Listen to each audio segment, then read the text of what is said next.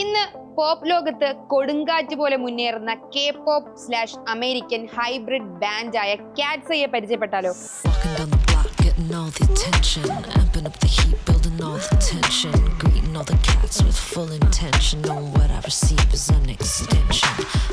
നിങ്ങൾ സോഷ്യൽ മീഡിയയിൽ കാണുന്ന ട്രെൻഡിങ് ഡാൻസ് കൊറിയോഗ്രാഫികളും സോങ്സും ഒരുപക്ഷെ കാറ്റ്സയുടേതാകും. കഴിഞ്ഞ വർഷം ഡെബ്യൂ എന്ന ഗാനത്തിലൂടെ കരിയർ തുടങ്ങിയ 6 അംഗ ഗേൾ ബാൻഡ് ഒറ്റ വർഷം കൊണ്ടുണ്ടാക്കിയ തരംഗം മറ്റൊരു ഗ്രൂപ്പിനും അവകാശപ്പെടാൻ സാധിക്കില്ല. നോർത്ത് അമേരിക്കയിൽ ആദ്യമായി സംഘടിപ്പിച്ച എ ബ്യൂട്ടിഫുൾ കയോസ് എന്ന മ്യൂസിക് ടൂർ ദിവസങ്ങൾ കൊണ്ടാണ് സോൾഡ് ഔട്ട് ആയത്.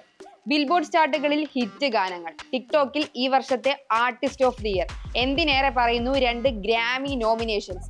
K-pop ചേരുവകളെല്ലാം കൂട്ടിയോജിപ്പിച്ച് ഹൈബ് അമേരിക്ക ഉണ്ടാക്കിയെടുത്ത ഒരു ഗേൾ ബാൻഡാണ് കാറ്റ്സൈ. ഡാനിയല, മാനോൺ, ലാറ, സോഫിയ, മേഗൻ, യൂഞ്ചിൻ ഈ 6 മെമ്പേഴ്സും പല രാജ്യങ്ങളിൽ നിന്നുള്ളവരായതുകൊണ്ട് തന്നെ അവർ ഒരു ഗ്ലോബൽ പോപ്പ് ഗ്രൂപ്പാണ്.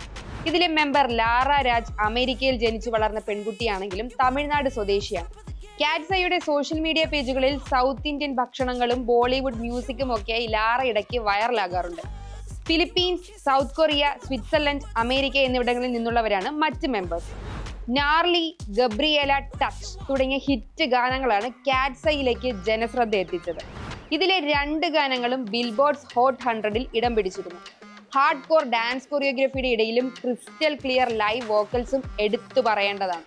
പല പോപ്പുലർ ബാൻഡ്സും സ്റ്റേജ് പെർഫോമൻസുകളുടെ ഇടയിൽ ലിപ്സിംഗിംഗ് ആണെന്ന പരാതി ഉള്ളപ്പോഴാണ് കാറ്റ്സൈ സ്റ്റേജ് ഷോസിലൂടെ ഹേറ്റേഴ്സിന്റെ വായടപ്പിച്ചത്. ടിക്ടോക്കിലും സ്പോട്ടിഫൈയിലും കോടിക്കണക്കിന് കേൾവിക്കാർ.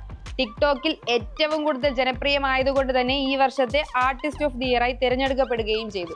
ഡ്രീം അക്കാഡമി എന്ന പേരിൽ നടത്തിയ കോമ്പറ്റീഷന് പിന്നാലെ നെറ്റ്ഫ്ലിക്സിൽ റിലീസ് ചെയ്ത പോപ്പ് സ്റ്റാർ അക്കാഡമി എന്ന ഡോക്യു സീരീസിൽ ഓഡീഷൻസിൽ തുടങ്ങി പുത്തൻ ഗാനവുമായി കാറ്റ്സൈ അരങ്ങേറുന്ന വരെയുള്ള വീഡിയോസ് ചിത്രീകരിച്ചിട്ടുണ്ട്. BTSന്റെ റെക്കോർഡ് ലേബലായ ഹൈബ് തന്നെയാണ് K-pop സ്ട്രാറ്റജിയിലൂടെ കാറ്റ്സൈ വളർത്തുന്നതിൽ പ്രധാന പങ്ക് വഹിച്ചത്. ഹൈബ് അമേരിക്കയും ഗെഫൻ റെക്കോർഡ്സും ചേർന്ന് സംയുക്തമായി ആരംഭിച്ച കാറ്റ്സൈ ഇന്ന് പോപ്പ് മ്യൂസിക്കിൽ ഒരു സൂപ്പർ സ്റ്റാർഡത്തിലേക്കുള്ള യാത്രയിലാണ്.